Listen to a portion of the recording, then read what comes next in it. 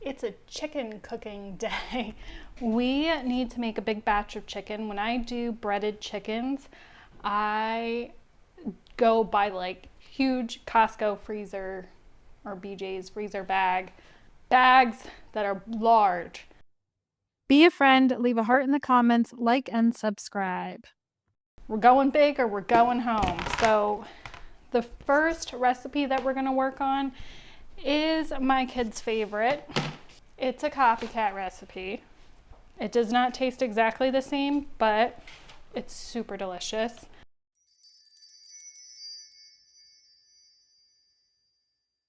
All we're gonna do for that is get the chicken ready for marinating, and then we're just going to cover it with dill pickle juice. I like to use my homemade one, but this will be my backup if I run out of dill pickle juice, because this is the last of my dill pickles. I also have my pot here ready with the thermometer because we're gonna wanna cook the chicken frying this one, and we're gonna use canola oil because that has a high smoke point.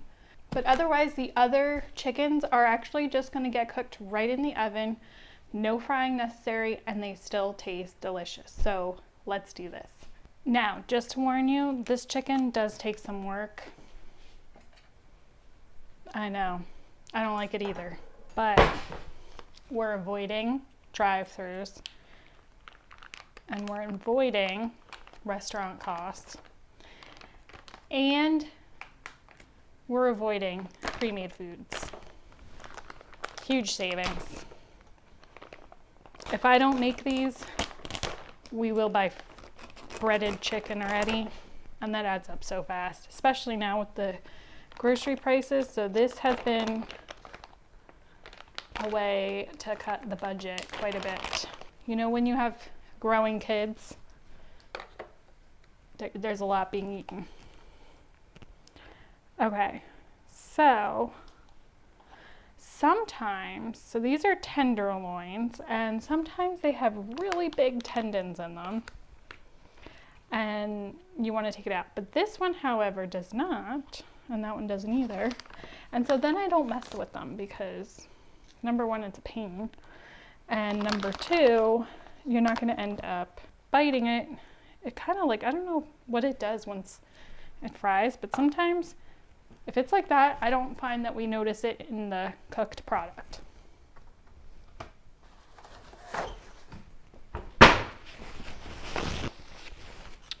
All right, so I just got a couple paper towels ready.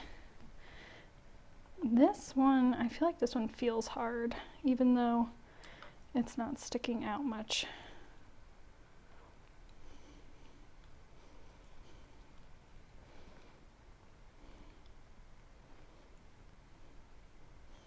I literally hate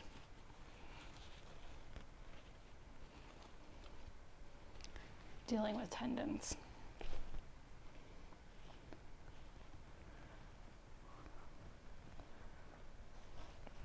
But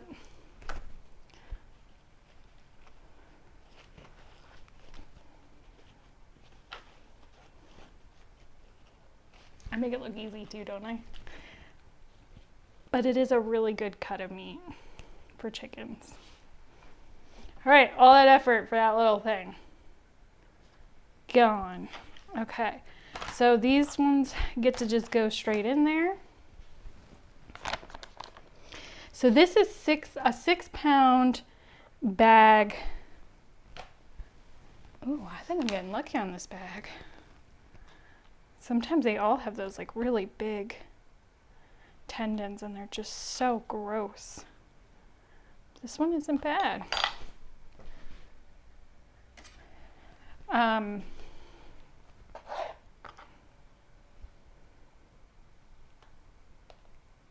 Oh, this one does have one.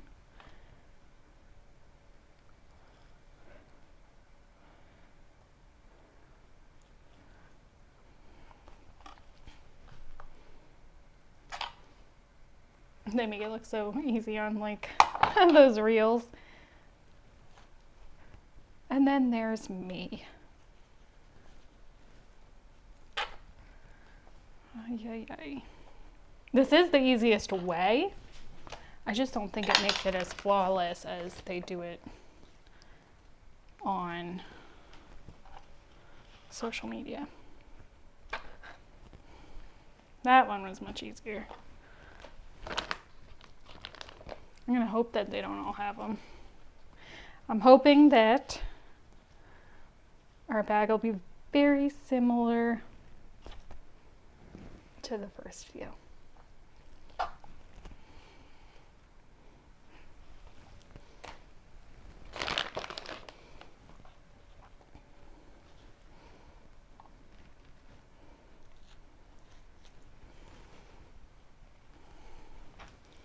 I do find once I get in the groove of it, it gets a little bit easier, but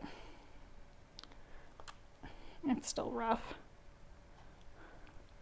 But I'm glad that I can do it, that I figured out how to do it.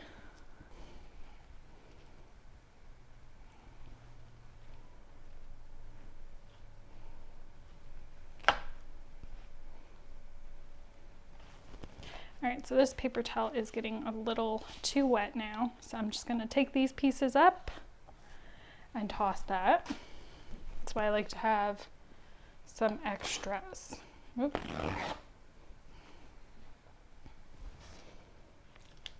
I literally could fish it out by that thing. Ay, ay, ay.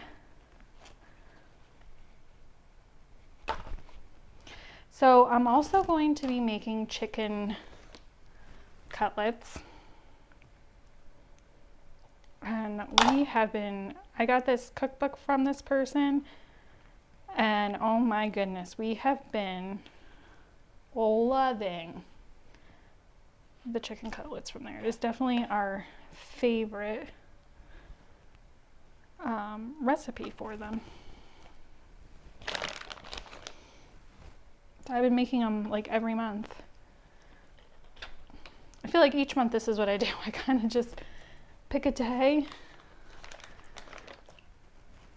where I tackle a bunch of chicken, and then I don't have to do it for a while because I don't really enjoy this. I like to cook, but getting your hands down and dirty with raw chicken is not too fun.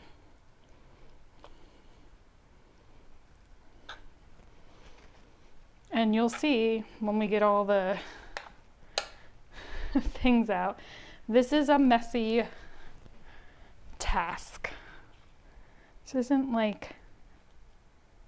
This is definitely not what I would want in my kitchen or to deal with in my kitchen every day.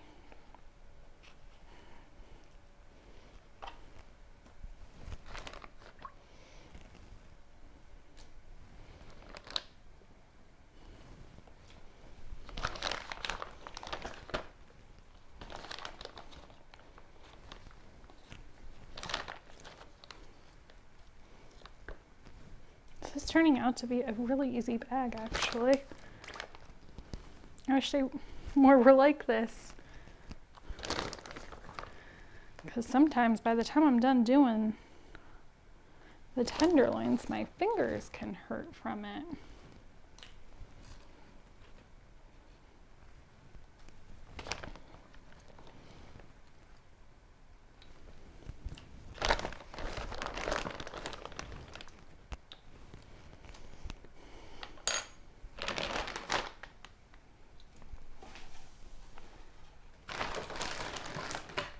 My family is going to devour quite a bit of this just for dinner tonight.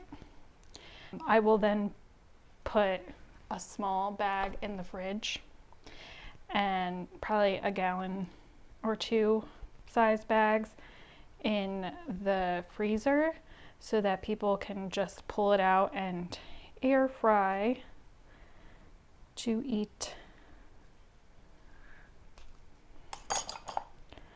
at their own pace, because we do get very busy with our weekdays.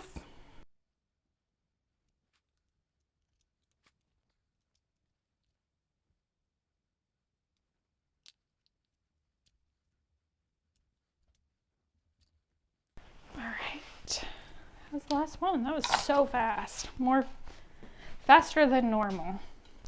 All right, so now what I'm gonna do is I'm just gonna cover this.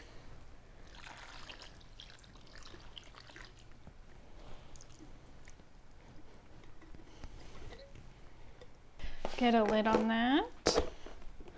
And this is just gonna marinate for about 15 minutes while I clean up, get the oil started, and all our breading station things set up. And this is the only recipe where it requires the marinating. The leaves are starting to fall now. Last week it was beautiful. All the colors out there, the reds, the yellows, the oranges, the golds. Beautiful. There was even some green mixed in, and it's just so pretty. I love when the trees get the green leaves in the spring, but then I really also enjoy seeing the tie-dye fall effect in October. So pretty. We kind of live in the woods, so we get a beautiful display out here. Just gorgeous.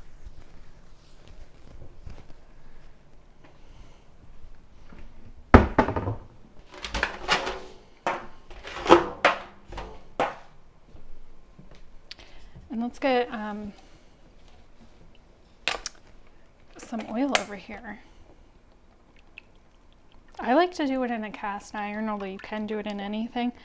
I just make it so it's a few inches deep. And for this big old pot, generally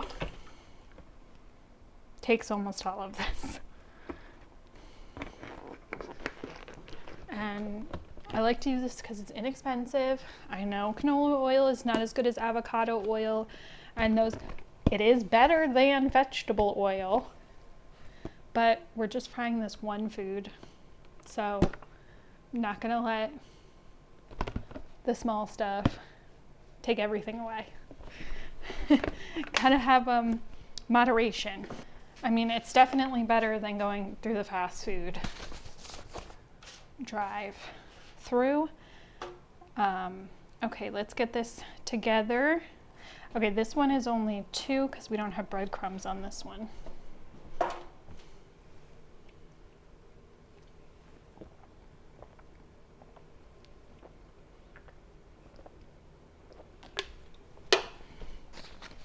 I love how I've made this so many times. I gotta look at my recipes. My head's always like going 500 miles per hour, thinking about all the other things that I have to do and all the things that I'm going to be doing and all the things I just did.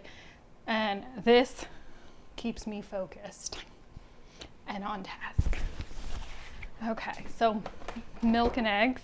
So this recipe does say it's for 1 pound of chicken. I have 6 pounds of chicken, but I think I normally just quadruple everything. And then I'm good, but we'll see. Maybe I'll need another one, but well, that's what we'll start with. I just don't like to waste any.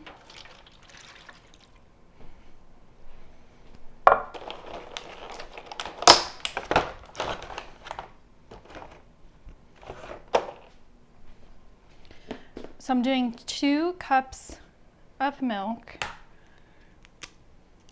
and I'm gonna do 4 eggs. Ooh. All right, 2 more eggs.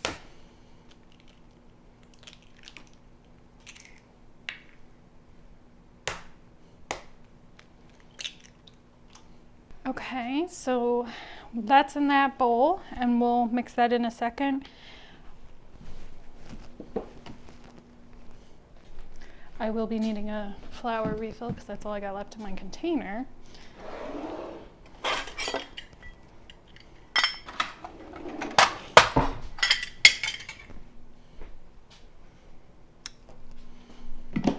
4 cups of flour.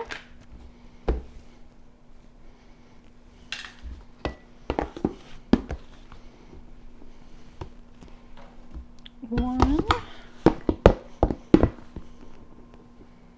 2, 3,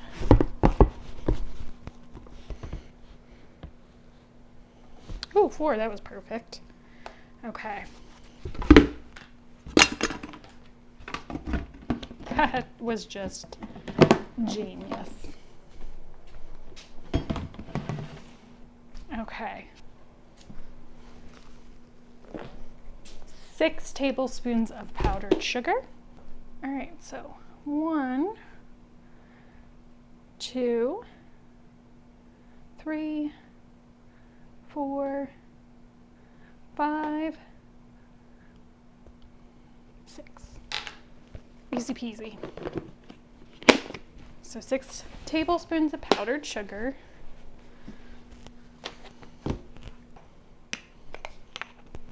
8 teaspoons of salt. 2, 3, 4, 5, 6, 7, 8. And 2 teaspoons of pepper. Should use ground pepper, but that's what I'm using. 4 teaspoons of paprika.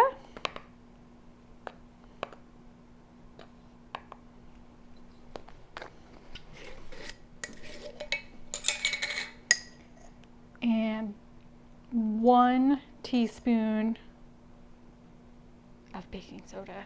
Shh. That is definitely my secret. None of the Chick-fil-A recipes call for baking soda, but I added in, and my recipe's been making happy bellies. Okay. So there's like a local farm near me, and they had duck eggs, and I've never had duck eggs before, so I did try duck eggs, and honestly they seem like a greasy version of a chicken egg, and I ended up using them in here. I did not prefer them, so I guess I would have to use them in something like this if that was my only option.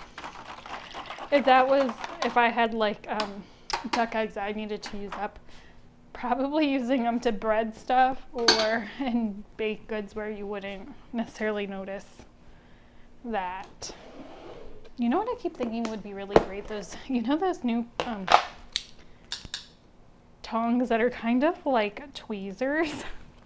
They're probably really convenient with breading things, because I can just imagine like you're not getting a lot of product, like the tong, there's not a lot of tong touching all the products, so it would be a lot less on the things. We are now going to get the stove turned on so that we can get our oil warming up. And I'm gonna get a pan to put the breaded chicken on, and a pan for when it's cooked to drip down. I'm gonna show you the different ones that I use. This is the pan that I like to use when I'm making this chicken, because it drips through the oil and the extra grease drips through to the bottom. Works really great. I even put like some paper towels on the very bottom, not touching the chicken, but underneath. And then I just use a regular baking pan for a pre-made chicken.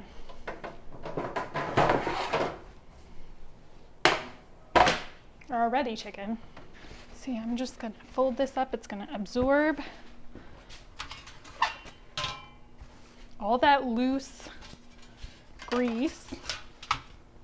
And this will be great for scooping it out of the oil.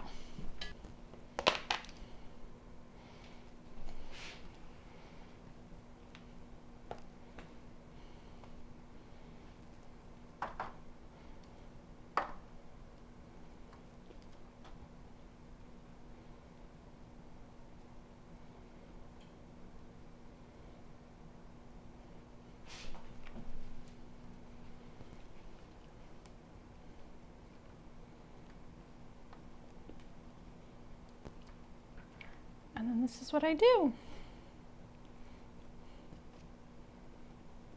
until it's ready to go. Try to make sure that it's super coated well. And I think usually these actually work better.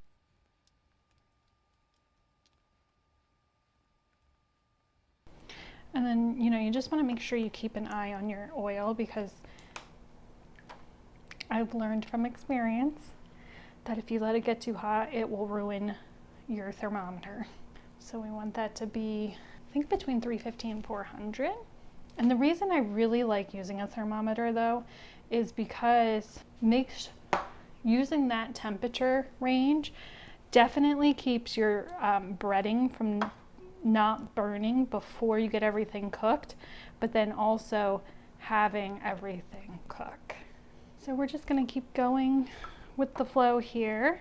And yes, I am in my pajama pants. I was outside working in the garden before. And so when I came in and I was ready to cook, I said, you know what? I'm gonna put my pajamas on and I'm gonna just cook and take it easy for the rest of the night. It's nice and crisp outside, so you know, it wears you out.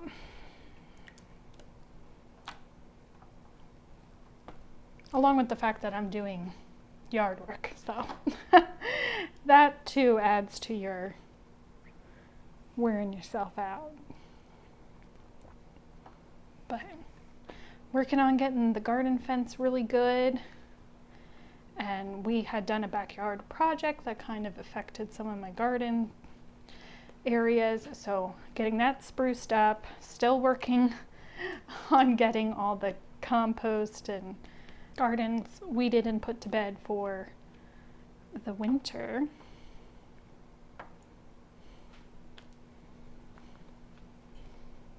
Getting my strawberry beds ready. If you saw my last video, I was working in my berry area, and then we started getting lots of rain, so, or not my last video, my 2 videos ago, the I'm back, I'm here, I'm still here. Time gets the best of you. Yeah, so I've been working, getting back on track here. I have been working on filling my strawberry beds with some sticks and twigs and wood chips on the bottom so that I can have that kind of soak up all the good nutrients and break down on the bottom of my strawberry beds. And then I got to top it with some soil, some compost, and mulch.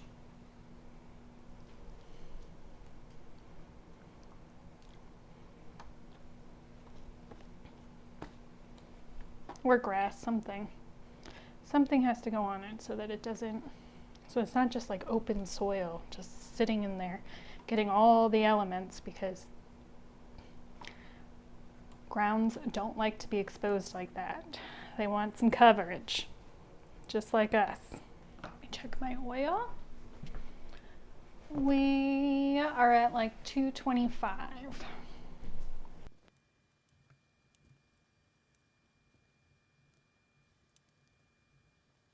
All right, I think that is good for this pan.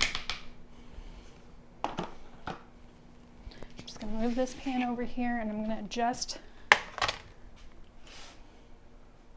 my heat down a bit because I don't want it to get too hot. And now I'm gonna get some more in. I think I'm gonna need more flour because this is getting kind of thick. I'm keeping an eye on that oil. We're at 300 degrees. I'm gonna make a little bit more of our flour mixture. We're good on liquid. 1 cup of flour.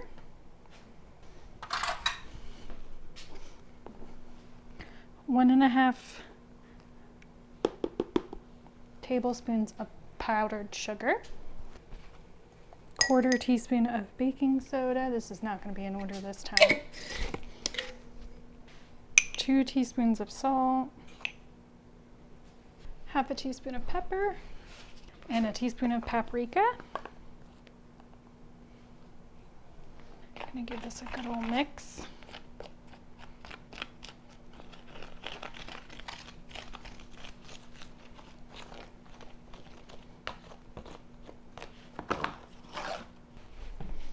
Okay, I'm lowering it a little bit more because it's almost at the right temperature. That's just a little piece. All right, we only have one more breading to go. Last chicken. Cooking time. All right, we are at a good temperature, so I'm gonna get this in. I'm probably gonna use a longer one. I like to use my grilling ones because they're long, so less likely of getting toasted myself.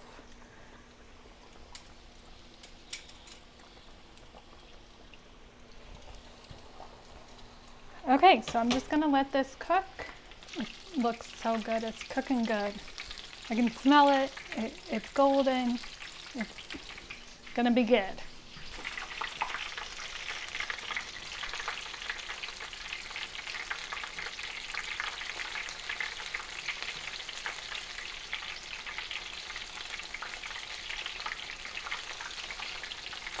And we're rotating.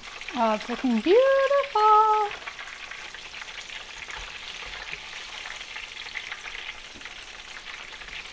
Can't beat it.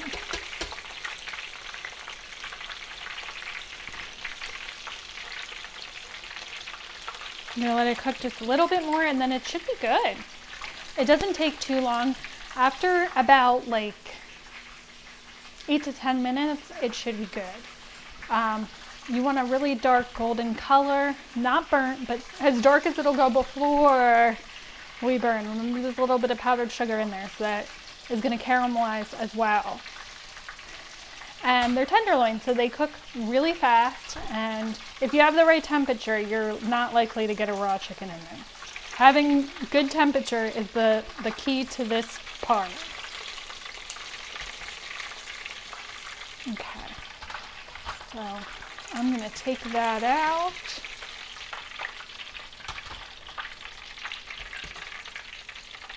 Just looks so good, doesn't it? Absolutely delicious looking. All right, I'm gonna keep going. See you when I'm done.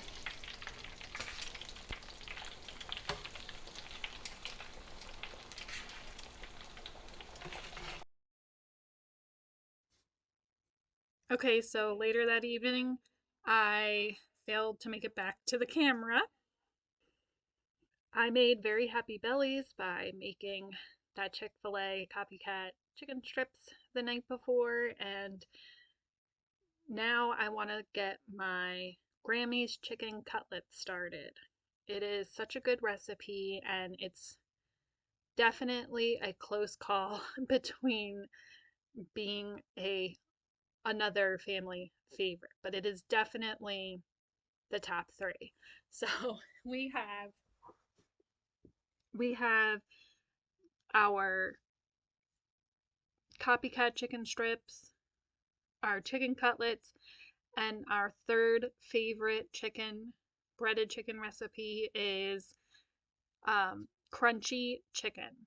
And it kind of came from like a crunchy hot honey chicken recipe, but I don't do the hot honey. Um, it's just so crunchy and delicious. And I do wish that I'd had doubled the third recipe when I made it, but I didn't. And I had the breading mixture from the chicken cutlets left, and I didn't want to waste anything, so I didn't double the recipe. But I do wish that I had made more of the crunchy chicken than I had. But beggars can't be choosers. I don't want to waste anything, so it's good that I did use everything up. I ended up making 26 pounds of chicken in this little haul, and it'll get eaten really fast. I made 7-gallon size bags for the freezer, and my kids can, or husband, my family, can pull from that whenever they want. If they want a dinner, a lunch, whatever their little hearts desire, they just take out what they want, throw it in the microwave, the air fryer, and their chicken is done. So right now I'm trimming up my chicken breasts. These are just regular chicken breasts that I thawed. They're the 10-pound freezer bags from our club store, and they're all thawed out. So I trim off the yucky stuff. I'm going to cut it thinly and pound it so it's even, and it just makes it more tender. So that's all we have to do to prep the chicken prior to dipping and coating the breading on the outside.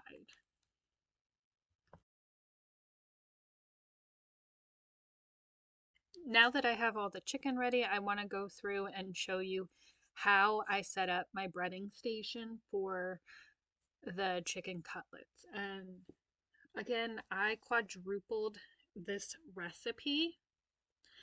So you're going to add 2 cups of flour into your first tray, and then we're going to season it. This is going to be your flour base.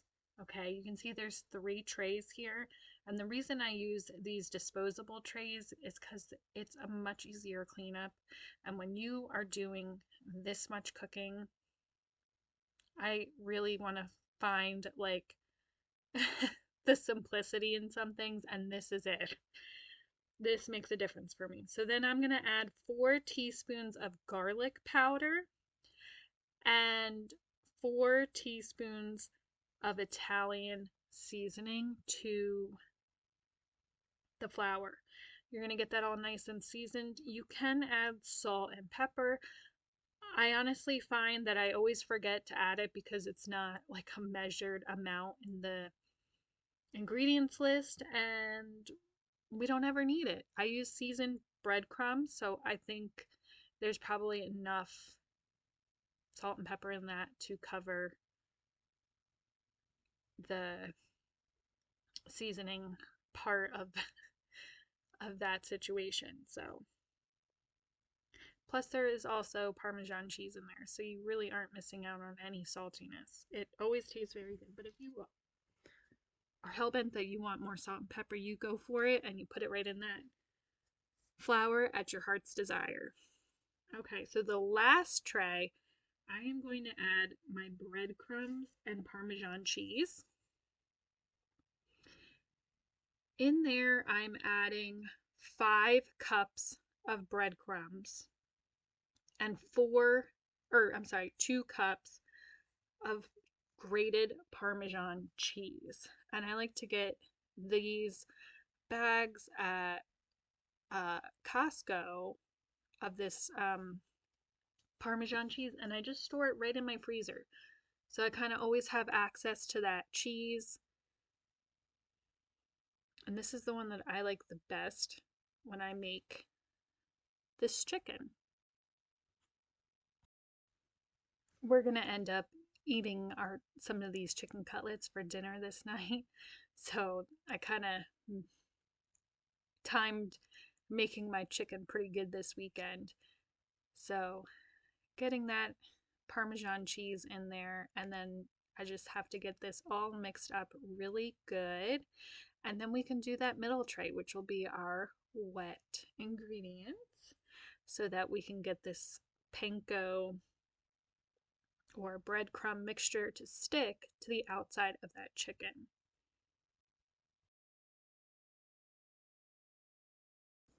And we're mixing. We're mixing with lots of love here, and smiles and laughter and chatting with the family as they're waiting desperately for this to finish. They cannot wait for some fresh chicken cutlets. Now, in our middle container, we're going to have our wet ingredients. You have options. You can just do eggs and mix your eggs up really good. Let that be your mixture. And that's what a lot of the recipes call for. I find adding some milk just thins it out a little bit so that everything wets the chicken very well. And then I don't go through as many eggs because I just feel like eggs are really expensive. Just a little bit of milk or water or something just to kind of spread out that egg helps a lot. So that's what I do. I did, I think 6 eggs, and then I just eyeballed some milk in there until I felt like there was enough to feel like the right balance. Measuring with your heart there. Okay, so I'm going to grease my pan and I'm going to start working this assembly line. It's just going to go from one end to the next, right from my pan of prepped chicken breast, and I'm just going to flour, egg, breadcrumb, pan, and keep repeating that process. And remember, this one's not getting fried. The only recipe that got fried was that very first one, which does, the frying takes a very long time because you can only put a few pieces in the pot at a clip, and then you gotta wait for those to fully cook before you can put more in. So yeah, it's in order to maintain the temperature, you don't want to overcrowd it, and so it takes a very long time to do the frying. But the baking is very fast. You're gonna see like 6 pounds of chicken that I made the night before took me basically the rest of the night to make and then let cool. This one, I'm gonna get all my trays in pretty quickly, and then they're all gonna cool pretty much the same time. So it's a very much faster to use the oven. And I should have pan fried the ones we were going to eat for dinner. They were a little soggy in some places from the baking process.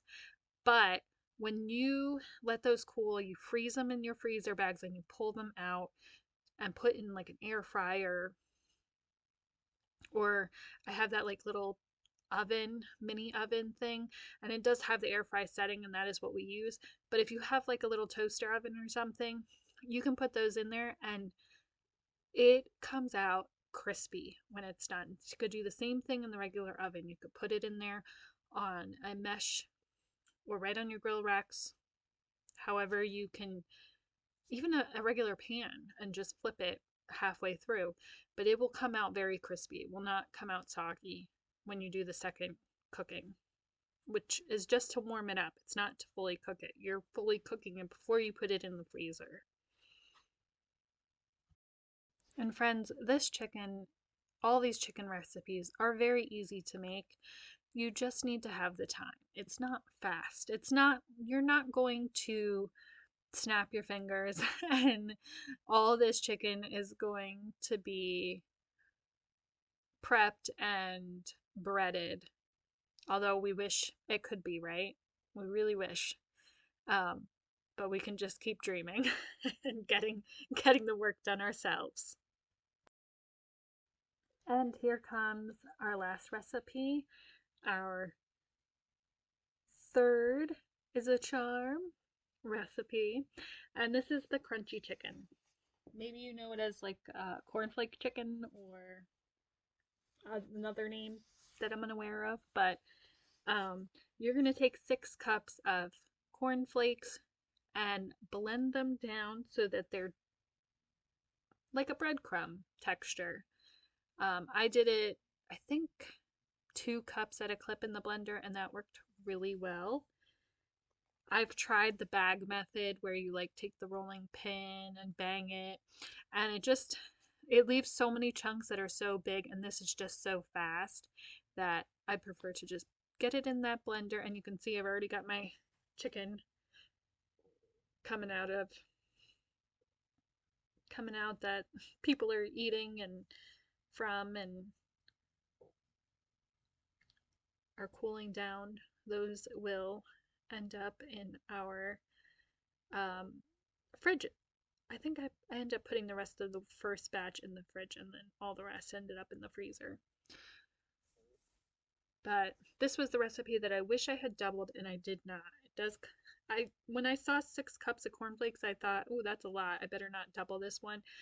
But after you like get it all blended down, it's really not that bad. It just seems like a lot when you're measuring out that amount of cornflakes. I also saw that I really wanted to try, I haven't tried it yet, so if you guys have tried this before, let me know what you think.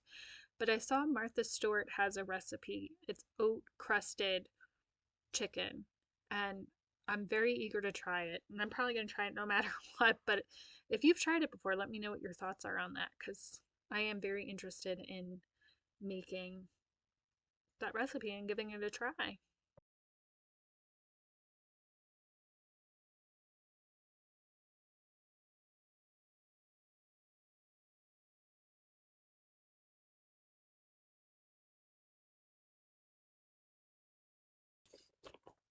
All right, for the crunchy chicken, we added our 6 cups of crushed cornflakes into this container that I'm pouring the paprika in right now. We're going to add a 1/4 cup of grated Parmesan cheese, 1 teaspoon of smoked paprika, a 1/2 teaspoon of onion powder, and a 1/2 teaspoon of garlic powder. The wet mixture is going to be the same. There is no flour base in this recipe, so I'm just skipping that part.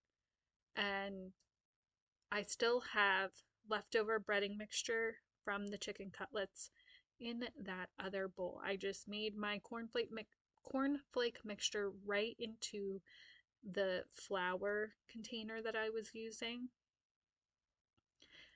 And as I dwindle this down, I'll kind of start condensing and using up the rest of the mixtures.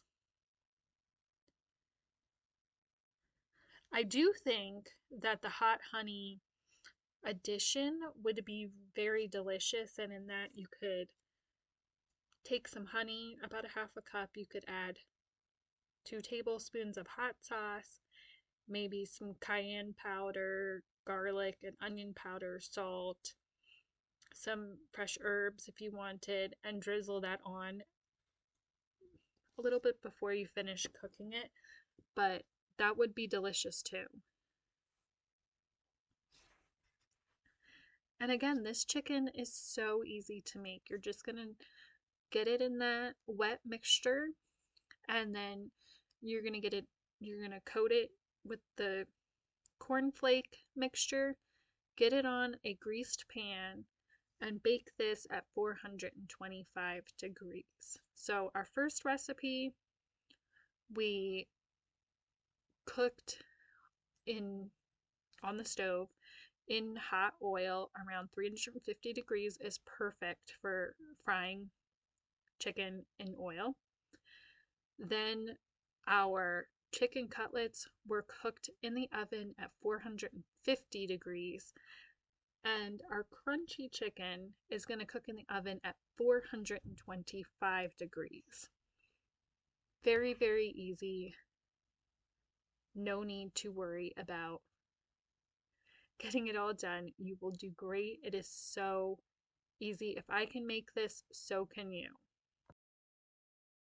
And you know what else? Your arms are going to get stronger because you're mixing, you're squeezing tongs, and you're moving around here. So you are getting stronger when you work this kitchen with your heart. Don't forget, we were hammering that chicken. So it can also be stress relieving if you think about what's making you frustrated lately and you hammer it out on that chicken.